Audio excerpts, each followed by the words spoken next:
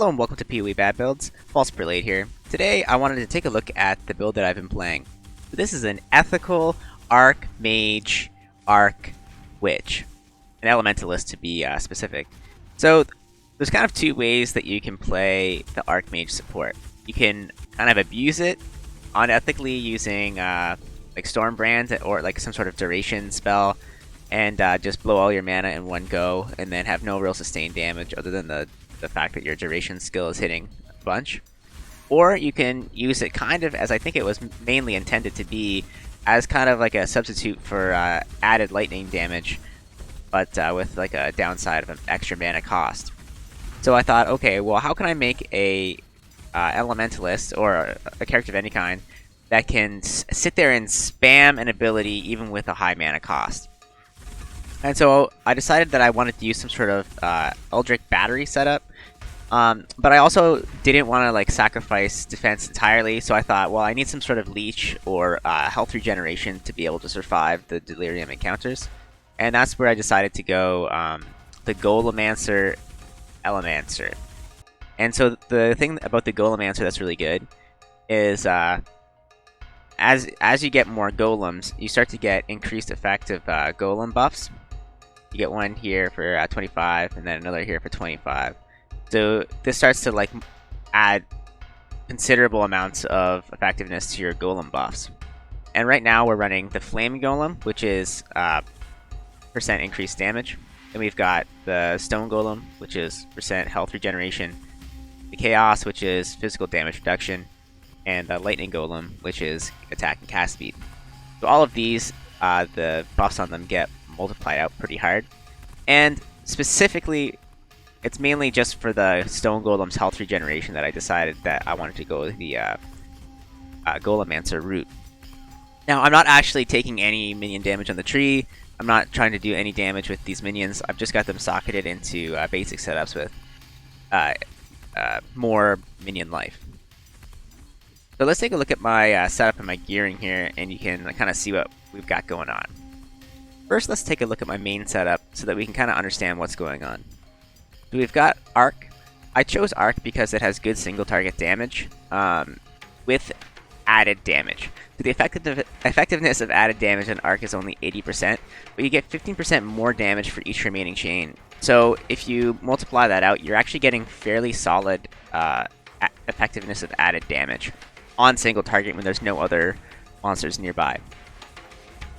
Unleash. So this one actually drives up the mana cost of our Archmage.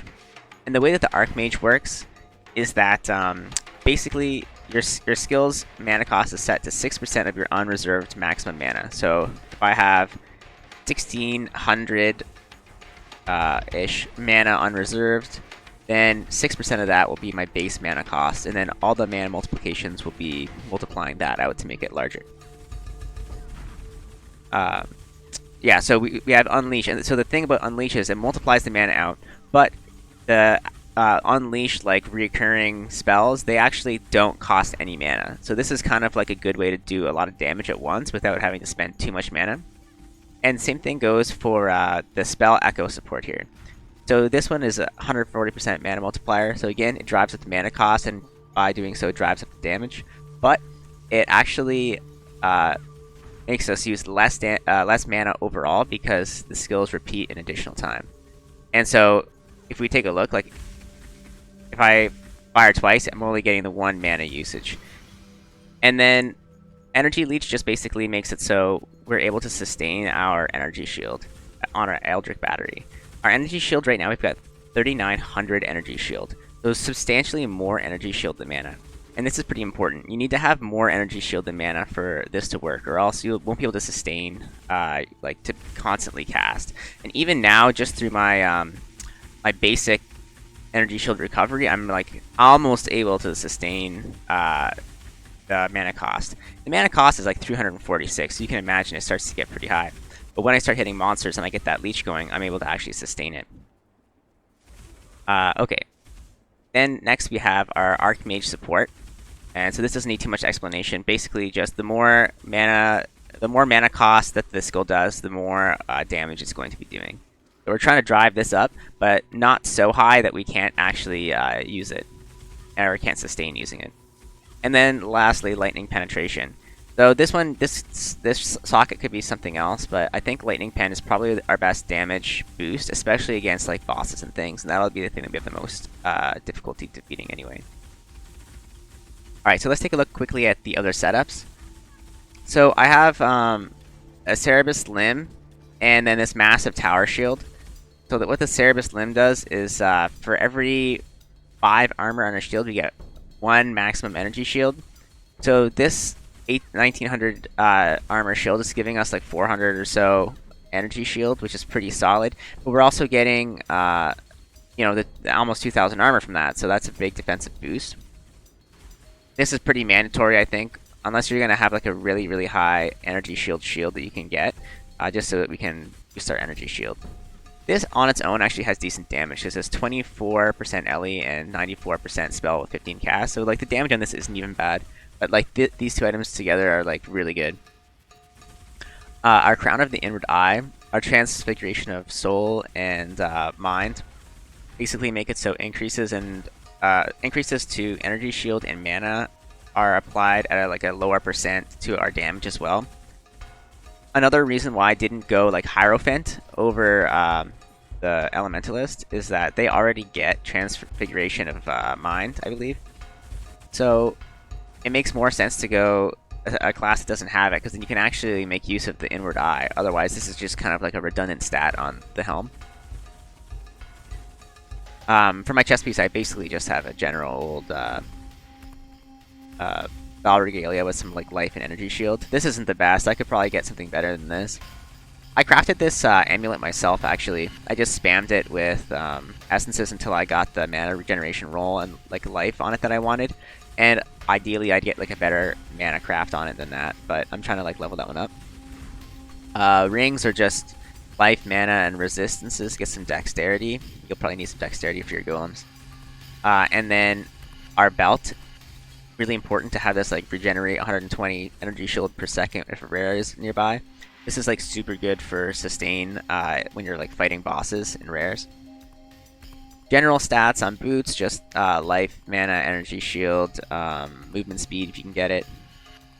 And same thing with gloves. So the gearing on this character is pretty cheap, really. Like the most expensive thing is getting your 6-link chest piece and getting like a decently rolled crystal belt is probably going to be your highest cost. This thing was only like 25 chaos or something like that. Alright, so let's take a look quickly at our skill tree setup. So I did make use of some cluster jewels. I basically just pathed over here at the beginning. I basically rushed to Mind Over Matter and Elemental Overload immediately. And you're going to ask, okay, well, why did you use Elemental Overload instead of crit? Because you could get much higher damage in like one hit with a crit setup.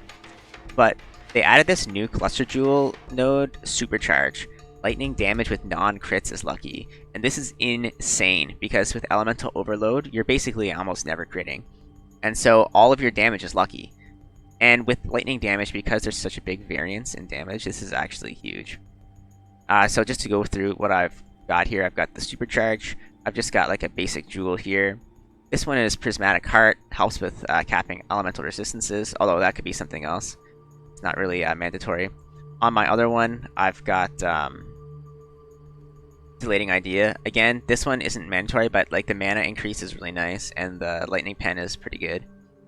It's another Prismatic Heart here. And then I just have like a massive damage jewel.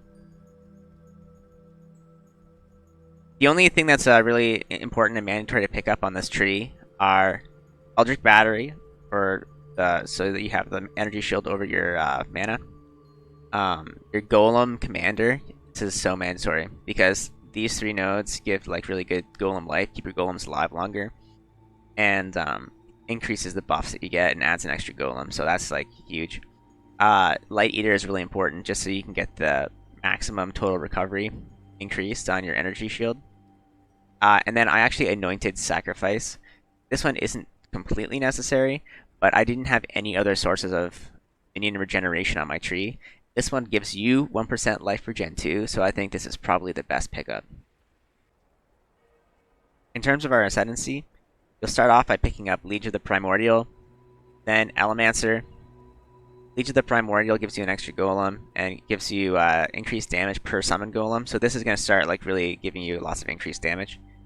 Elemancer, this one's insane because you get the you get another golem, you get the increased buffs, but the chance to avoid elemental ailments is huge. In this league, man, some stuff would be like freezing or igniting or shocking me for like huge amounts, and that's not an issue on this build.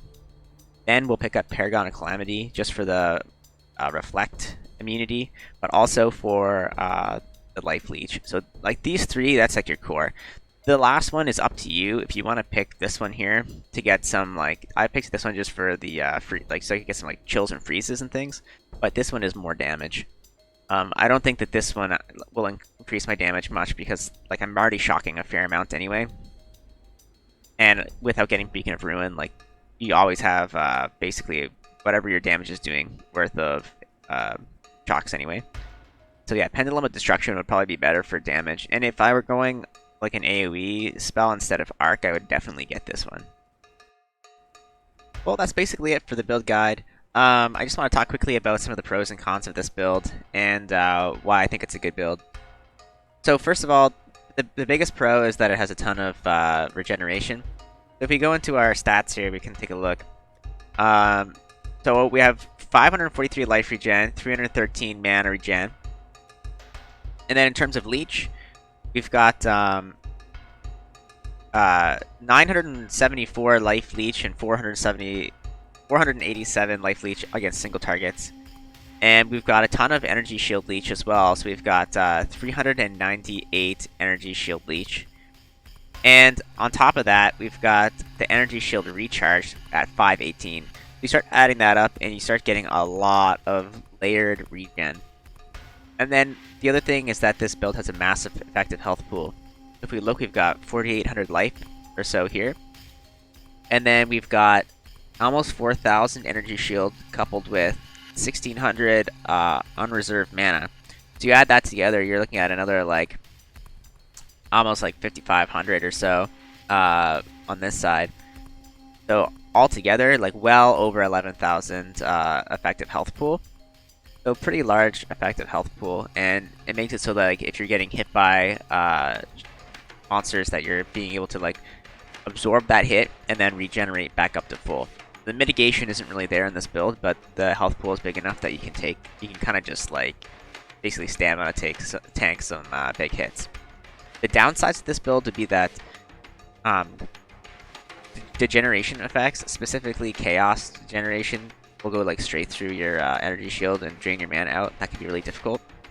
The other thing is that only have 37% physical damage reduction, and you know that's like not really good enough for some of the temple mobs that like fire those like physical damage spells.